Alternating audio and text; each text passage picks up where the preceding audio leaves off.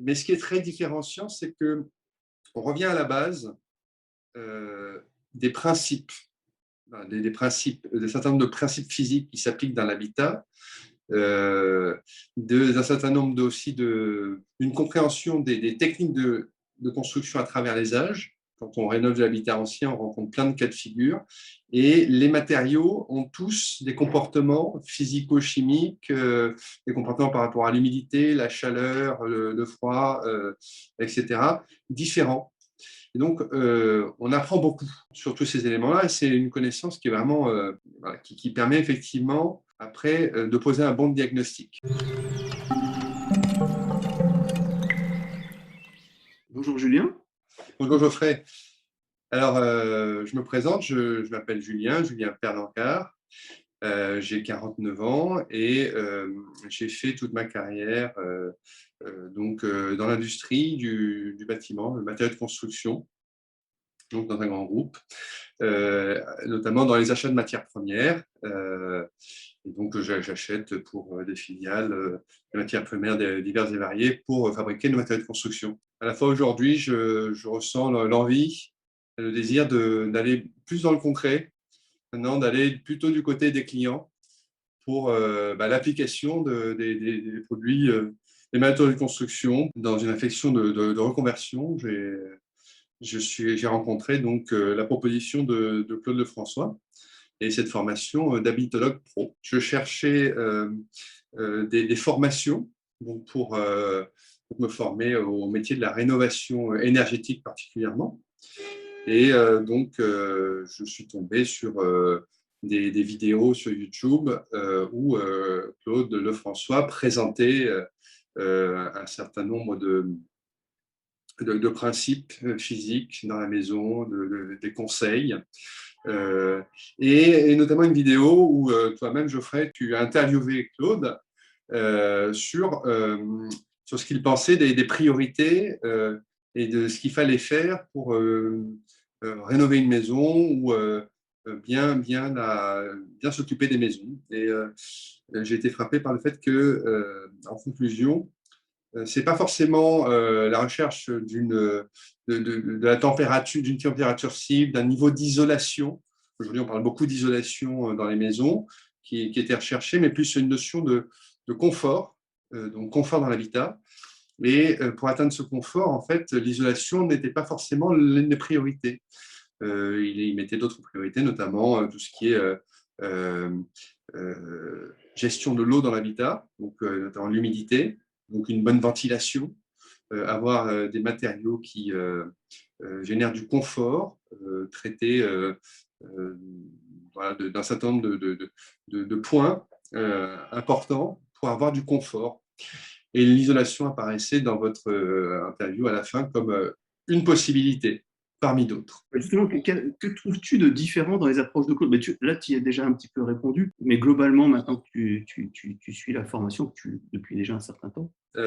Alors, c'est assez proche d'une formation que j'ai faite juste avant, qui était une formation de l'ADEME, un MOOC, sur la rénovation globale. Donc, où effectivement, l'ADEME insiste beaucoup sur l'importance d'avoir une vision globale d'un bâtiment pour viser l'objectif d'une rénovation globale. Donc ça, c'est les objectifs gouvernementaux de performance thermique, etc. Et Claude a la même approche, une approche qu'il dit holistique, c'est-à-dire d'avoir une compréhension de tous les ensembles qui composent l'habitation, mais aussi du lien habitat-habitant. C'est-à-dire comment les gens, voilà, qu'est-ce qu'il faut faire pour bien vivre dans une maison, quelles sont les bonnes pratiques.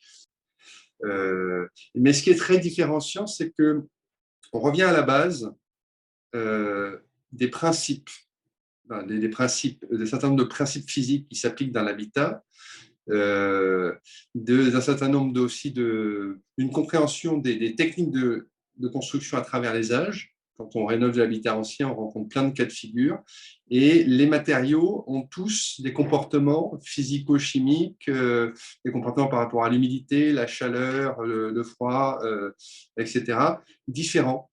Et donc, on apprend beaucoup dans cette formation sur tous ces éléments-là. Et c'est une connaissance qui est vraiment très utile, enfin, voilà, qui permet effectivement après, de poser un bon diagnostic. Donc, Claude insiste beaucoup sur le diagnostic initial, c'est-à-dire d'avoir bien découvert comment on découvre une habitation, comment on analyse les éléments que ça compose, et après pour arriver à un diagnostic et à des préconisations. Mais Claude nous donne les clés pour avoir cette analyse et de poser ce diagnostic sans se substituer au maître d'œuvre, ni à l'architecte, ni au maître d'ouvrage, mais de donner des clés qui permettent d'orienter le client vers, de montrer un certain nombre de problèmes, faire apparaître les problèmes, et après de donner des indications sur ce qu'il faudrait faire pour le traiter, un ordre de priorisation, dans quel ordre aborder les sujets. Voilà. En priorité, la ventilation, la gestion de l'eau. Donc la couverture, la toiture, mais aussi la perspirance des murs et la ventilation de l'habitat. Ce qui est juste pour boucler sur la vie au quotidien, en fait, il nous explique aussi comment nos nouveaux modes nos modes d'habiter aujourd'hui ont beaucoup changé, notamment depuis le confinement, on habite beaucoup plus dans la maison, donc il y a un temps passé dans les maisons qui est beaucoup plus important. À la fois, on génère beaucoup plus d'humidité dans la maison, à la fois il y a des matériaux modernes qui arrivent, qui génèrent eux-mêmes des émanations qui peuvent être plus ou moins toxiques. Donc il y a besoin clairement de traiter l'habitat, pas seulement sous l'angle du confort thermique, mais aussi de la santé. Donc c'est tout ça sur lequel il sensibilise. Et d'ailleurs, la, la, la ligne de soigner l'habitat, hein, puisque c'est la société qui s'appelle Soigner l'habitat, la ligne c'est former et informer. C'est-à-dire d'informer le particulier, d'informer aussi les artisans, et puis qu'on comprenne comment tout ça fonctionne et après de bien appliquer les principes. Rien qu'à titre personnel, j'ai appris beaucoup et je vois tout le potentiel qu'il y a et toutes les choses que ça peut apporter, cette formation peut apporter sur le marché. Et toi, ça rentre dans un cadre d'une nouvelle activité, de ton activité actuelle? Enfin, ce que ça t'apporte aujourd'hui? Rien que pour mon activité actuelle, ça m'apporte effectivement beaucoup parce que alors, acheteur, c'est de savoir exprimer un besoin, savoir définir un cahier des charges, savoir après poser un diagnostic. Donc, moi, ça me permet de découvrir des choses sur les méthodes de construction. Donc, ça m'intéresse par rapport à mon métier immédiat. Donc, ça, c'est sûr. Après, ça m'intéresse aussi à titre particulier parce qu'effectivement, ça me permet de voir comment moi, je peux effectivement améliorer mon propre habitat. J'ai dans l'idée aussi de faire des investissements locatifs, donc à titre personnel, donc de savoir parler avec des artisans, savoir effectivement bien exprimer mon besoin, bien poser mon diagnostic et bien formuler ma demande aux artisans.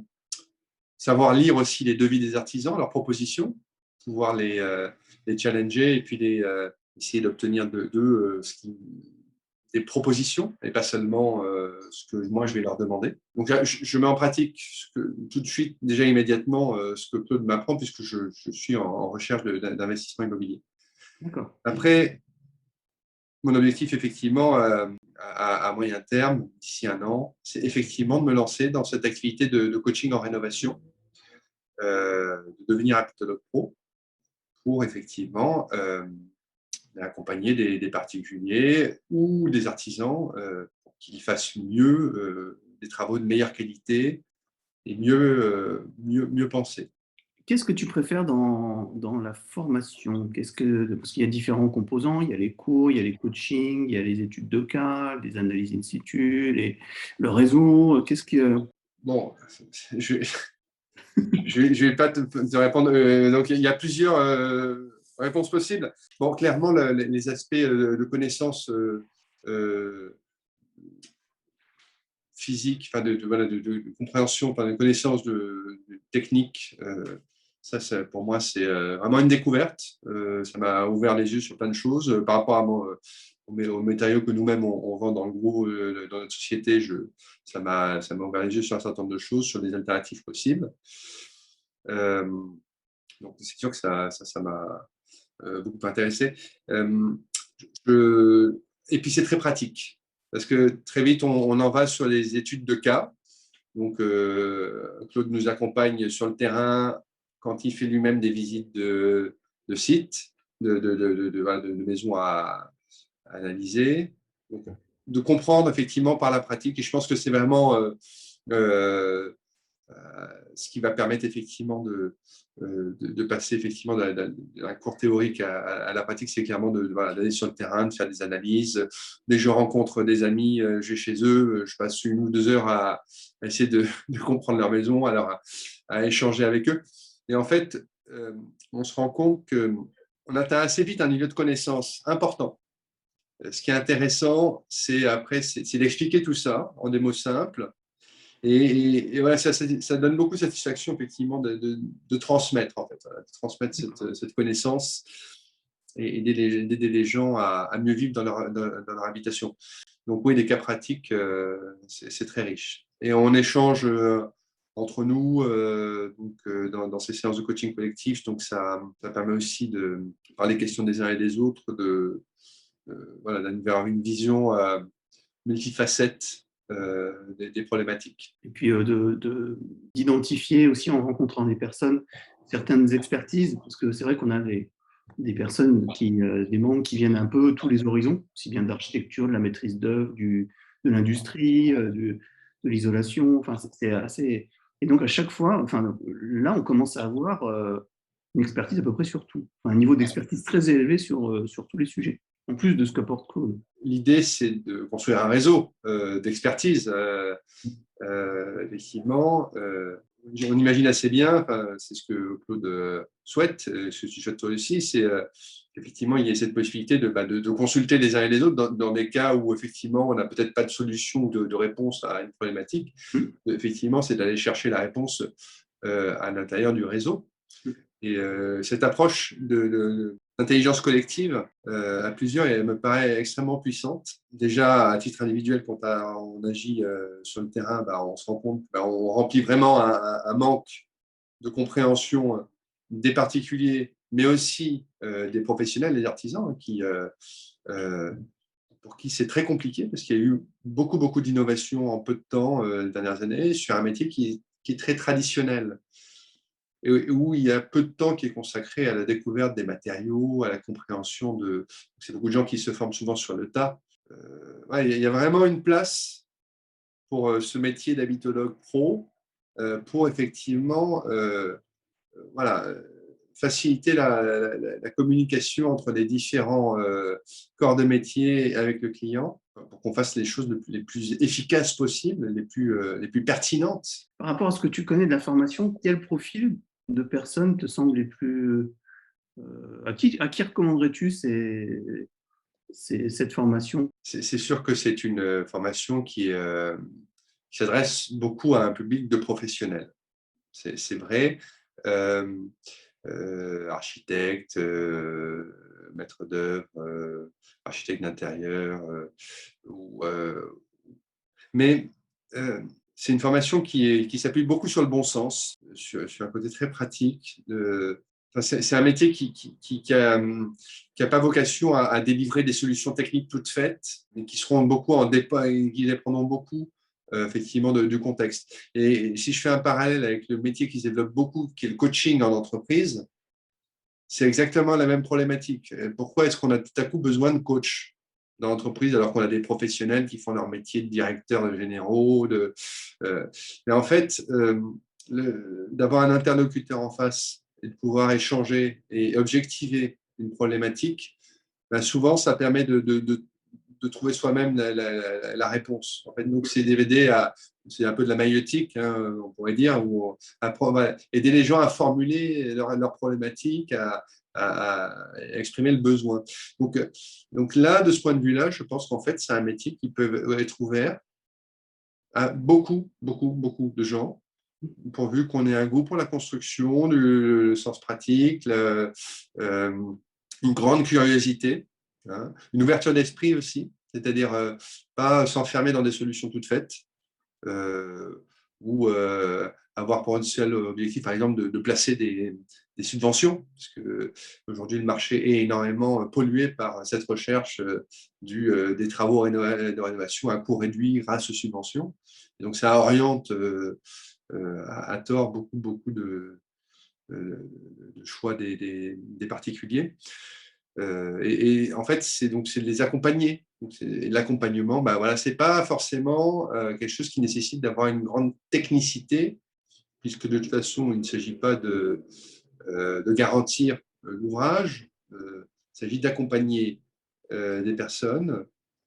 Alors, je dis des particuliers, mais ça peut être des copropriétés, ça peut être des accompagnés, parce qu'on a une connaissance à disposition pour effectivement les aider voilà, à identifier rapidement les leviers, les points importants, parce qu'eux-mêmes n'ont pas le temps d'apprendre tout ça. Voilà. Ou alors ils vont aller sur Internet, glaner des informations, aller sur des forums, ils vont lire tout et son contraire. Et en général, les gens, ils sont paumés. C'est un métier de généraliste finalement, et pas forcément où la technicité, en fait, elle vient en fait, avec l'expérience, la découverte des matériaux. Il y a des nouveaux matériaux qui vont se créer dans les 10 années qui viennent. Il va falloir les découvrir eux aussi. Est-ce que, par exemple, le ciment qui a été inventé au début du siècle, c'est un matériau plutôt récent. C'est une catastrophe dans la maison ancienne, souvent. Ça génère beaucoup de pathologies. Il faut apprendre à utiliser le ciment aux bons endroits, à parcimonie. Et tous les matériaux modernes qui arrivent apportent eux-mêmes souvent des solutions, mais peuvent aussi apporter des problèmes. Et ben, il faut. Donc, c'est un métier où, effectivement, le métier de la construction en général, où en fait, il y a vraiment une révolution permanente ces temps-ci sur les changements de normes, de façon de faire, de passer de la construction lourde à la construction légère. Il y a vraiment des révolutions en cours. Et l'enjeu climatique, la nécessité de réduire l'impact carbone de nos bâtiments, 40% du CO2 dans le monde, enfin, c'est un impératif, effectivement, d'aller vers des solutions qui soient les moins carbonées possibles. Et pour tout dire, je suis dans les achats de matières premières et je suis spécialisé sur des projets où on cherche à utiliser des matériaux recyclés ou des matériaux qui permettent de réduire l'impact carbone de nos matériaux de construction. Donc, je peux vous dire que c'est un sujet, effectivement, qui est pris très, très au sérieux par les sociétés qui fabriquent des matériaux de construction et par les donneurs d'ordre, les fabricants de maisons individuelles ou de bâtiments. C'est devenu absolument critique. Merci beaucoup. Merci beaucoup pour cet échange, pour ton témoignage. Et écoute, à très bientôt. Merci Geoffrey. À très bientôt.